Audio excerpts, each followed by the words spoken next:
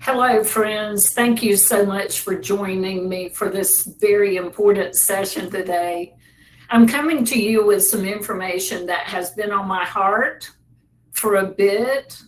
I know if you're an entrepreneur like I am, that very often in the life of your company and your mission in this industry, you've had ideas about things that people need that would help improve people's lives and help them make better decisions. And this is one for me. And when it gets to the point where it is more painful to hold in than to act on, then that's when you take action. I've had several of those moments in my career of 39 years in early education. I had it when I started my company to represent sellers and be sure that they had the correct, high quality, value driven representation when they made the critical decision to exit their business in real estate. It was for that purpose that I started Hinge and took the risk toward that. As probably a lot of you had a purpose for serving children, teachers, and families that drove you to take the big risk, the big leap of faith into creating your company. I also felt that when I started our conference Shift and when we opened Boost, our nonprofit last year. So there have been very many pivotal points in my career where I felt so strongly about something that I just needed to act on it. And I come to you today with information that is on my heart that I want you to be armed with for the purpose of making better decisions for your future. I would like for you to think about this information as an educational concept. So I would love for you guys to reach out to the Hinge team with questions. We would love to talk to you years and years and years ahead of you ever thinking about an event to exit. One thing that troubles me is when we get the phone call from an operator who is struggling and they need to exit. They don't always come to that place from a place of strength. So I want you to plan for it from the day you open your doors. I'm a business owner. I'm planning for it now. My team says we're going to be wheeling you out on stage when you're 90. Great. I hope you will, because I can't imagine my life without this community. And I hope that you are considering those back out quality of life options for your own self. But let's talk about this information. As I said, I would like for you guys to think about this as education for you as a business owner. One of the things I'm always blown away by in this industry is the amount of collaboration and support that operators give each other. I've had so many operators from previously from other industries come to me and say, I am amazed at people's willingness to share and support and help me be better. Why wouldn't we do that? But that is not common in every industry. So what a blessing to all of us that we're in an environment. It's the thing that has kept me only managing transactions in early education for 39 years. It's the reason our community is just incredible. So I'd like to start with, what is this not? What is this information not? It is not two things. The first thing it is not is complaining, criticizing, or whining. We have no place in business for that. We're busy. We can't develop a healthy company off the back of complaining, criticizing, or whining.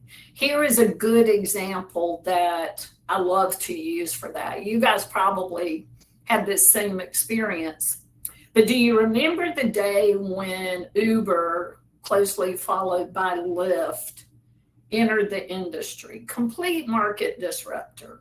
right? The notion that people would use their own vehicles in a more cost-effective way to help people get from one place to another without their own car was just market blow away. But what I heard from the taxi community was, oh my goodness, this shouldn't happen. We're going to lose our jobs. We can't.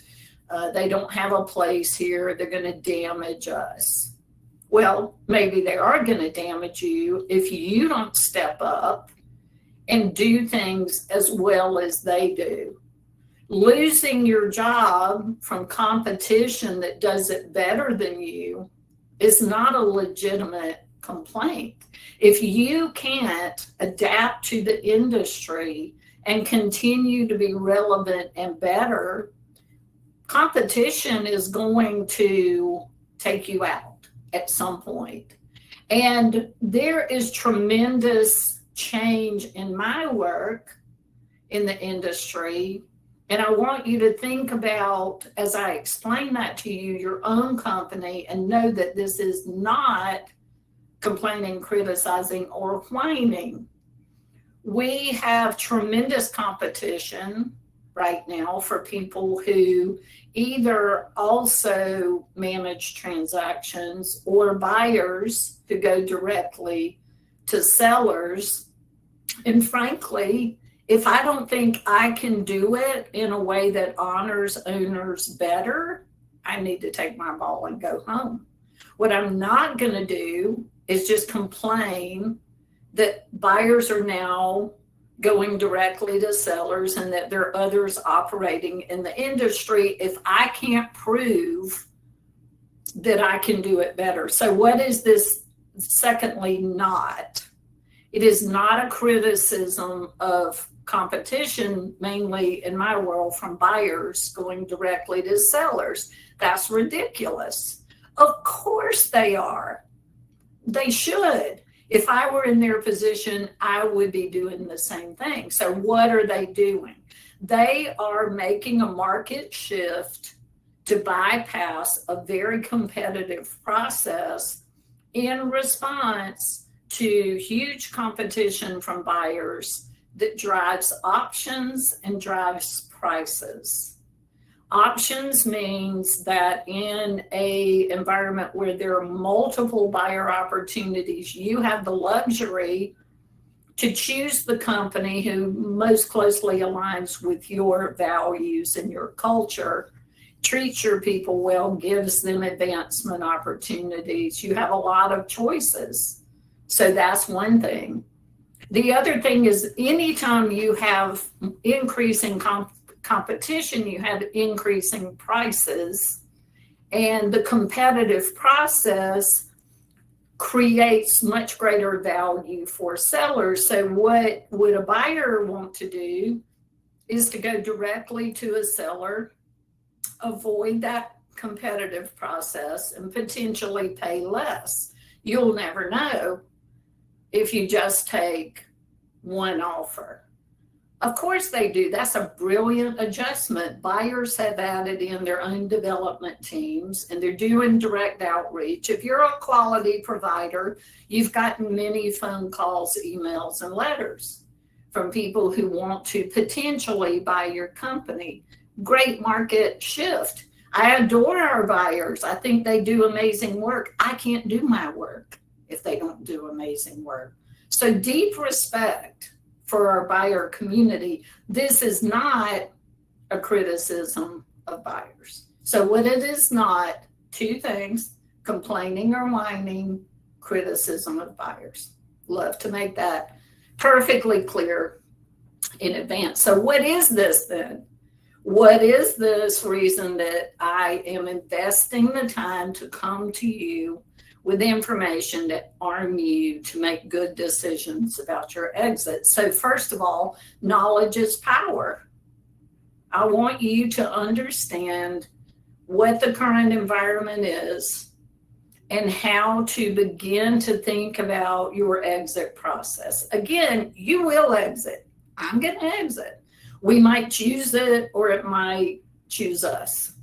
Maybe something happens to us. Maybe we transition our company to the next generation. Maybe we sell it. Maybe we close the doors and say that was fun and move on. I hope that's not what you do, because you've created something amazing that has value. So I'd like for you to use this as an opportunity to protect yourself with knowledge in the face of a very quick, constantly changing environment. So protect yourself with knowledge. That's the first thing this is. The second thing this is an example in many forms, I hope, for you to think about how you position your company. And here's what I mean by that. First of all, how do you think about your competition? More importantly, who is competition?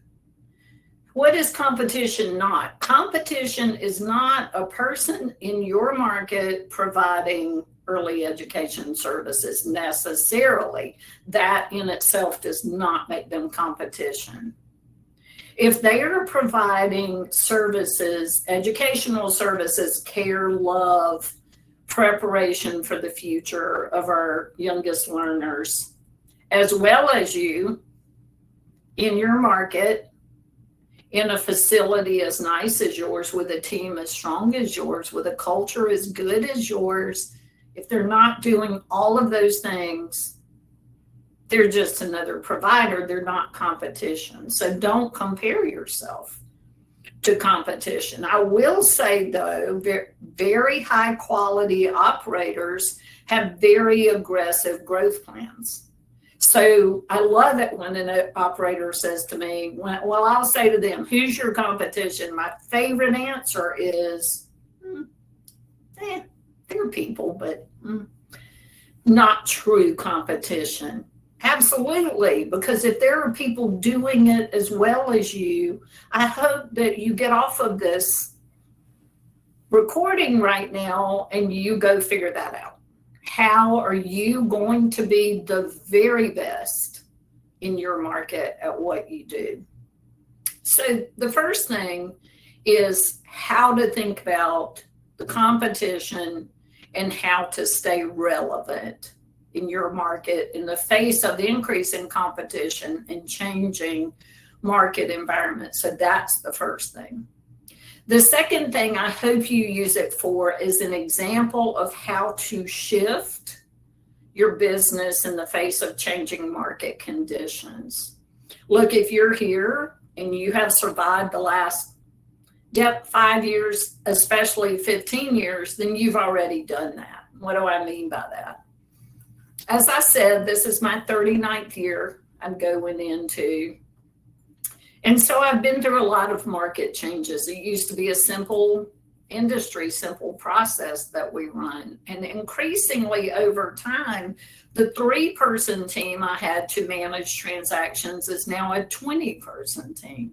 Why? Because transactions are so much more complicated to get through, from legal, a financial, and a diligence, a negotiation, a people, a transition, a licensing process.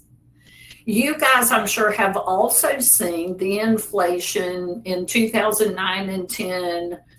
What happened to us after that financial crisis is that financial processes in the form of valuations, financial reviews, quality of our earnings processes inflated in complexity drastically. Where you guys have probably seen this show up is what happens when you go to get a loan for growth, or that new bus or playground equipment. Greatly changed in what has to happen in our financial world to stay compliant and to have the resources for growth. So you've probably seen that show up there. What the heck in the changes since COVID, good grief. I don't think I've ever been so proud of this community in its shift to the market change in things like safety and health protocols, food delivery, parent communications, billing systems, just the inflation in how we navigated that first 2 years has made us stronger business owners and more capable to provide services to families. So I'd like for you to use this information as an example of how you shift in the market in the face of market changing conditions that includes competition. And thirdly, this might be the most important one because we're talking about it a lot. How do you compete with free? Free. We hear this so much. Look, you guys, we're talking a lot about universal pre-K and whether we get to participate or whether we're left out of that system and what that does to us as owners. So, and I very often hear from owners, you can't compete with free. Well, that's true to some extent. There is a segment of every market that will value free over quality. Your job is to communicate your value proposition in a way that educates those who might or are willing to invest in their children's quality preschool education. They understand the critical nature of their child's education at that time in their life, and they are willing to invest in that. My job here is to help you guys understand how I think about my competition, how I've shifted in the market, and how I compete against free. So I would like for you to use this as a format to think about that for your own company. So let's jump in. So what might be appealing about selling without being represented? So in my mind, not only should you be represented by an industry-specific advisor, but also a transaction attorney. You heard what I said, transaction attorney who understands the intimacies of transaction management, and a CPA who understands transaction ramifications on your company and you personally. So what's appealing? What do we hear from people? Well, first of all, obviously, it's free. Quote free. It might be today, it might cost you later. Those are things we can talk about. I already have buyers, so buyers are calling. There's the belief that it would enhance confidentiality, and there's also the belief that the process would be faster. That's what we hear. So what should I consider, Kathy? This was what popped in my head as I was developing this information. I was like, well, all right, then that sounds pretty good. What else should I think about? That's how this title came out. So here are some things I would like for you to consider.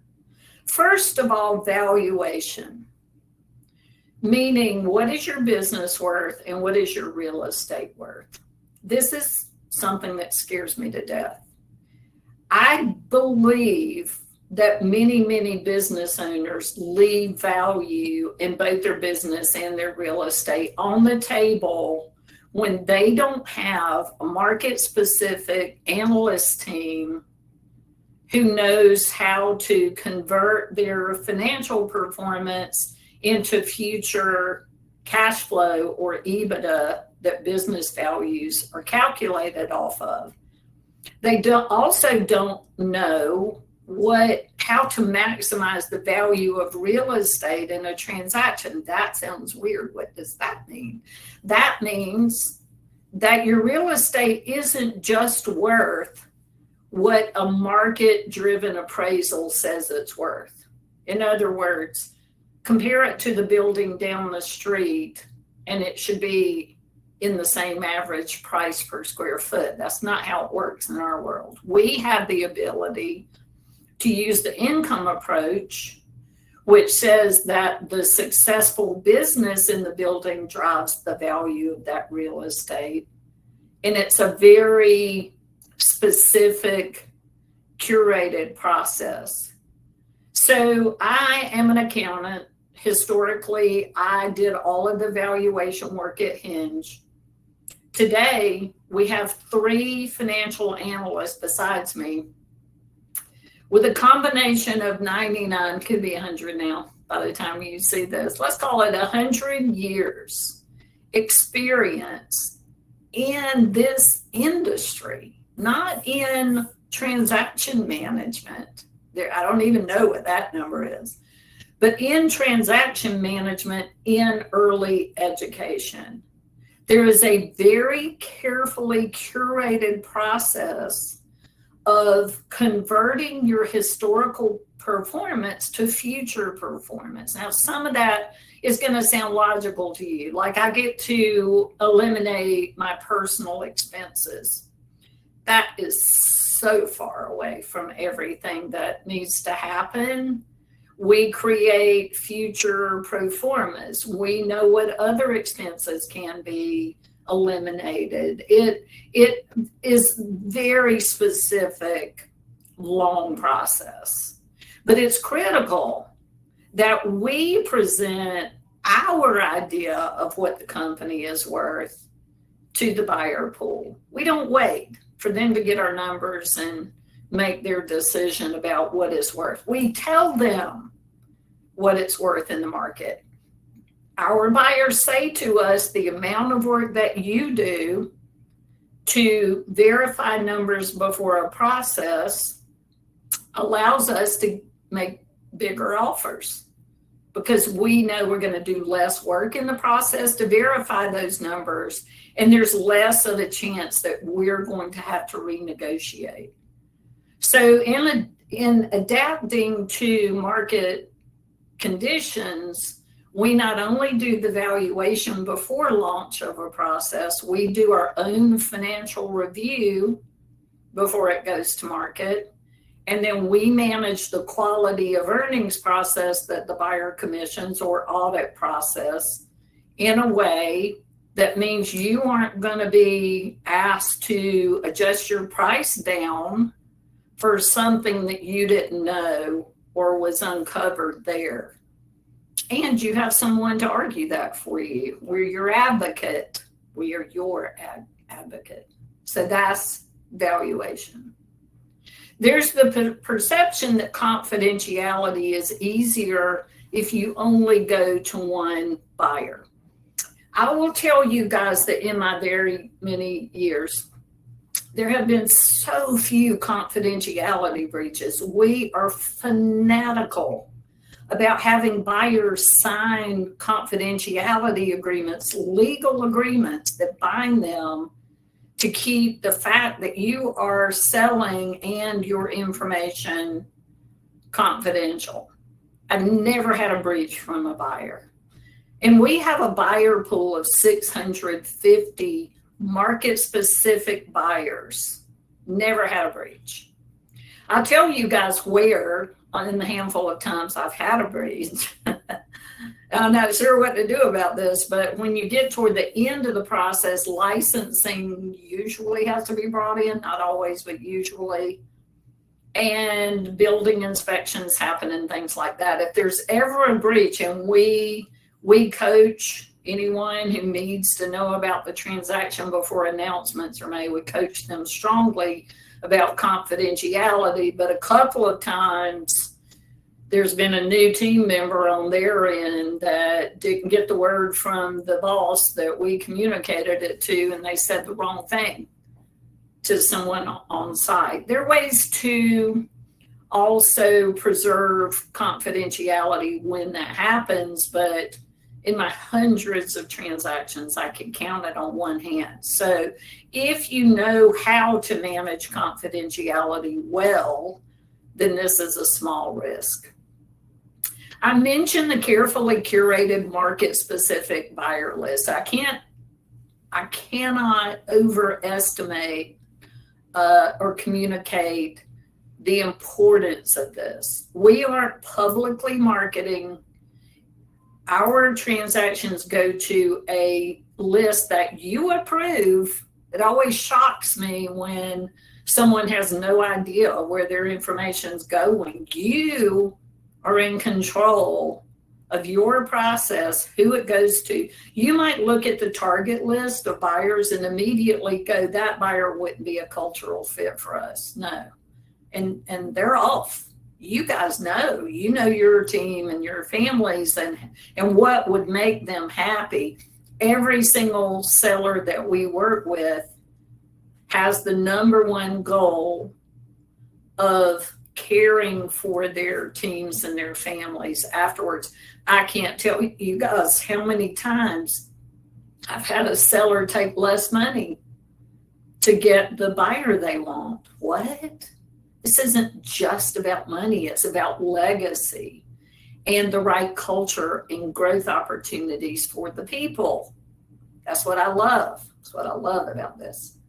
Competition drives value. Obviously it does. You know, if you're buying any service in a market and they're the only one, you know, they can do whatever they want. If competition comes in, then that drives value. Negotiation. Look, you guys, this is not just about sending your financials in, getting a price, and maybe having a sentence or two about the value. People think so many times that the negotiation is just about the value. So first of all, we are expert negotiators. We know how far we can push, and we're your advocates.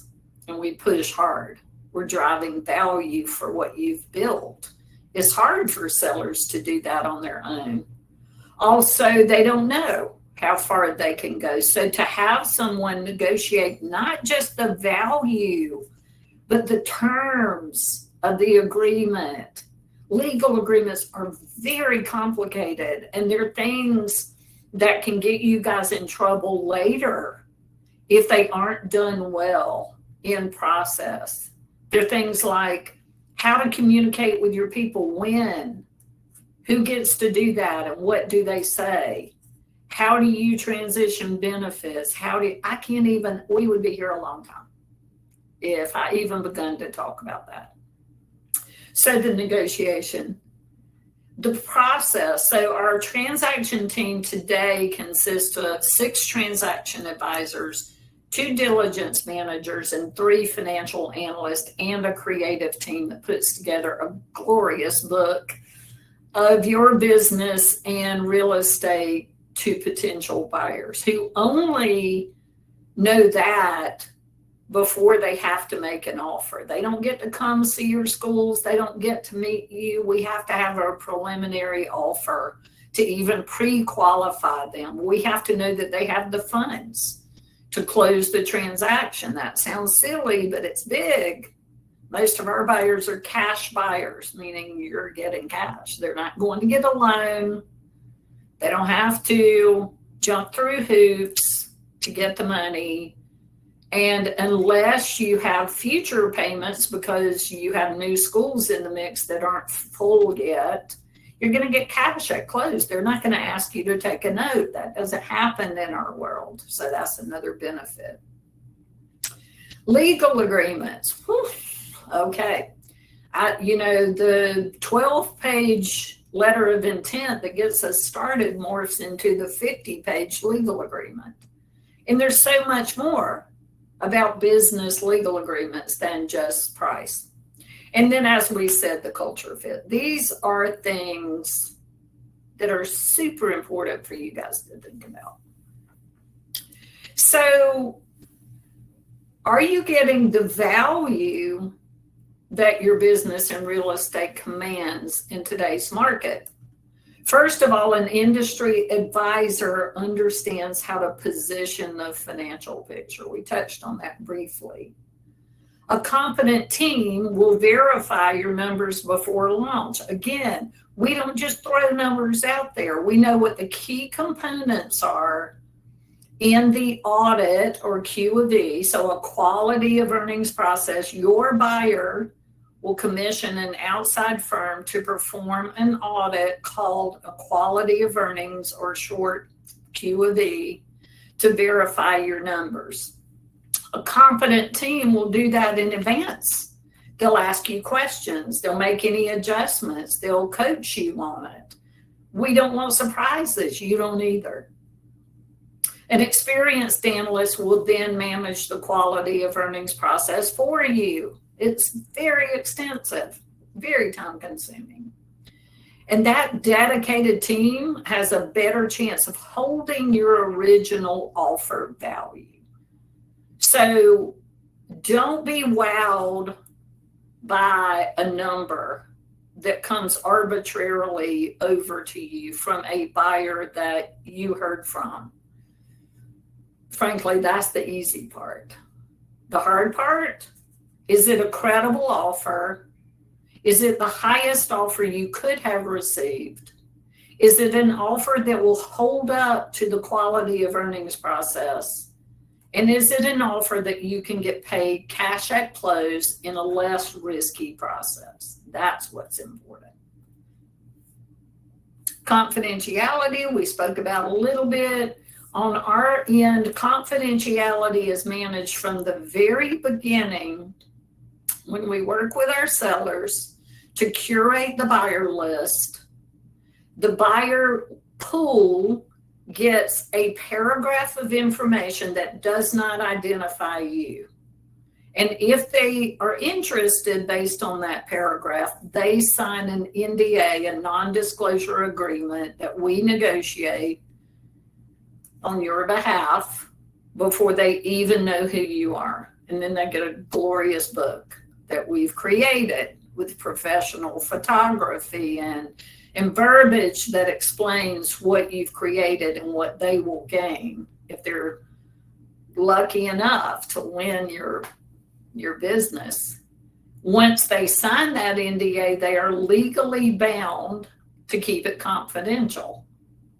How is confidentiality managed during touring and during limited staff announcements, then full staff announcements, then parent announcements? We know what works. We've been doing this for 39 years.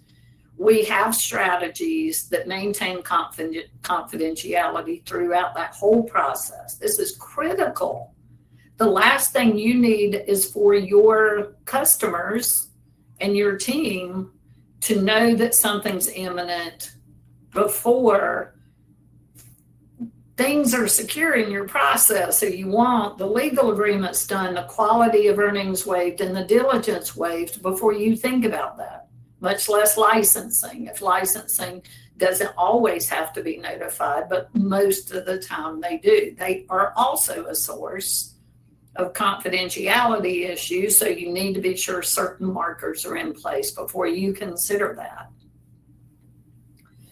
What difference does the carefully curated market-specific buyer list make? So we are not posting you on a website. We are not publicly marketing. We're not asking the wrong people. We are literally talking to the CEO, the development head, the decision makers in each organization. We're highlighting what's special. We're gaining their seriousness.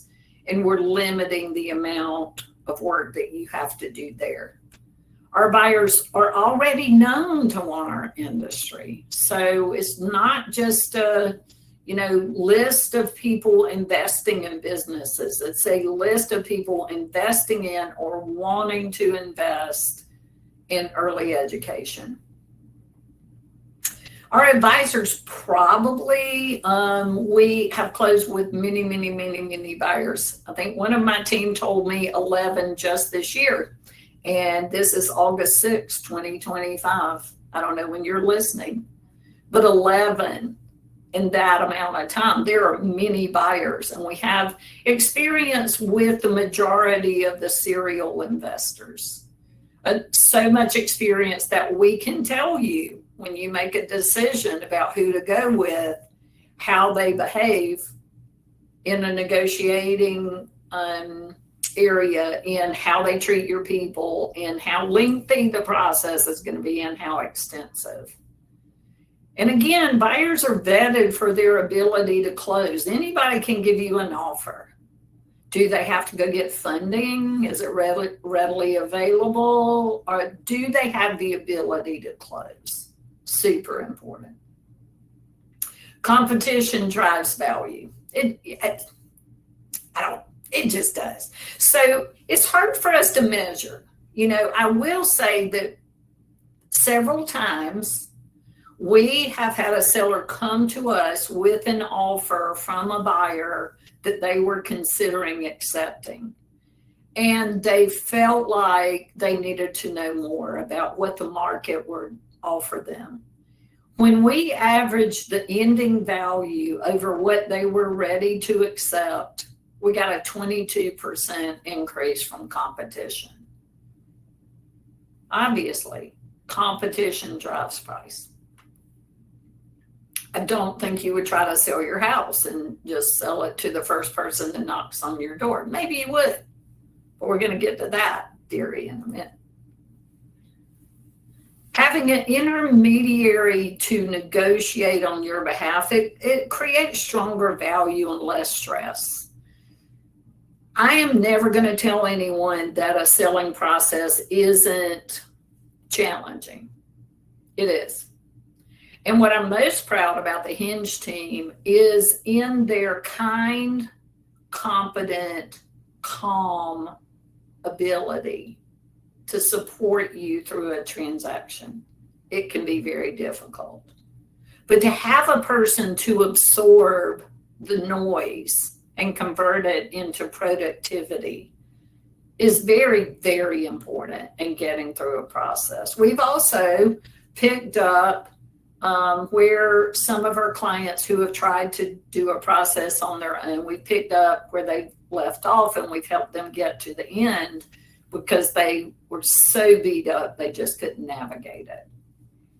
It creates stronger value and less stress. That's what I want for you guys. Process. So we have a 2-person team that manages our diligence. Diligence means that you're going to get hundreds of requests for information about your company and its real estate.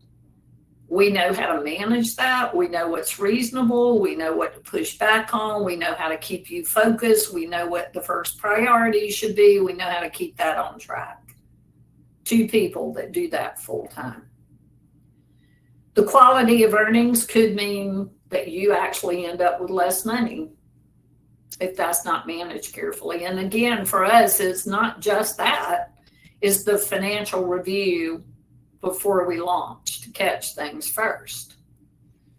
And then legal agreements are critical for the future in outlining business and real estate concepts. If it's done well, you're going to put it in a drawer after the close and never think about it again. If it's not done well, things are going to pop up on you in the future, and we don't want that. We want you to exit with peace and the ability to really enjoy your next life. So critical concept there. Boy, do I love this one. Cultural alignment. Does the prospective buyer pool and then the one you choose align with your curriculum style? Your teachers and your families are there partly because of your curriculum style. Does it give your team growth opportunities? What are those? You need to know. You need to interview buyers. That's how we set the process up so that you get to choose, not the best value, but also the best cultural fit. They need to focus on mission alignment. Your families and children are there because of what you've created. Is this group going to take that and enhance it? They're going to change it drastically? Do they not care? Are they doing something that is, as well as, let's go back to our competition conversation, Have they already proven that they can do this? That's important. And we want a thorough process that honors people. I had zero tolerance for not honoring people. Long ago, I had a very large buyer that I didn't feel like honored people in a process.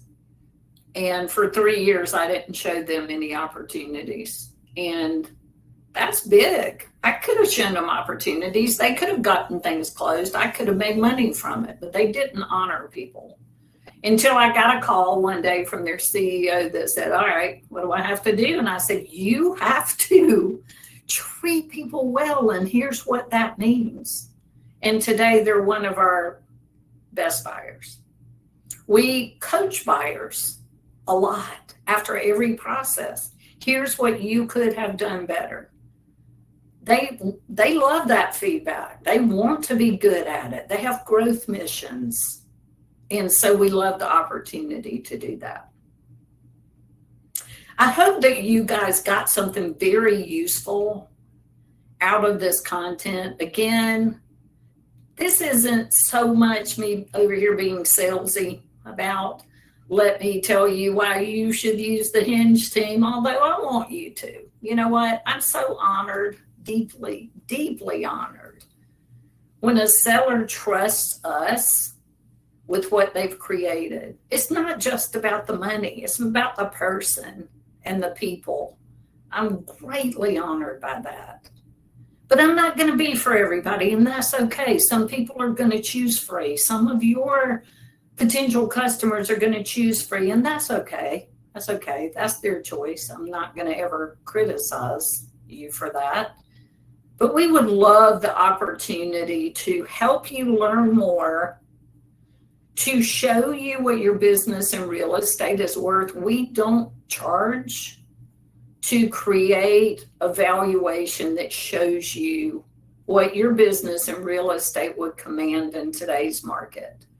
You should get that. Somebody should be willing to do that work. It's a lot of work. That's part of the reason I have a 3-person analyst team, but someone should be willing to show you what your business and real estate is worth, and also tell you how to increase that value. Very often we do evaluation and then sit down with that person and say, hey, you got a 3-year exit plan. Here's some slight tweaks you can make. And boy, will it make a big difference. Love that. Love building a relationship way ahead of your actual exit date. So please reach out, get to know the Hinge team.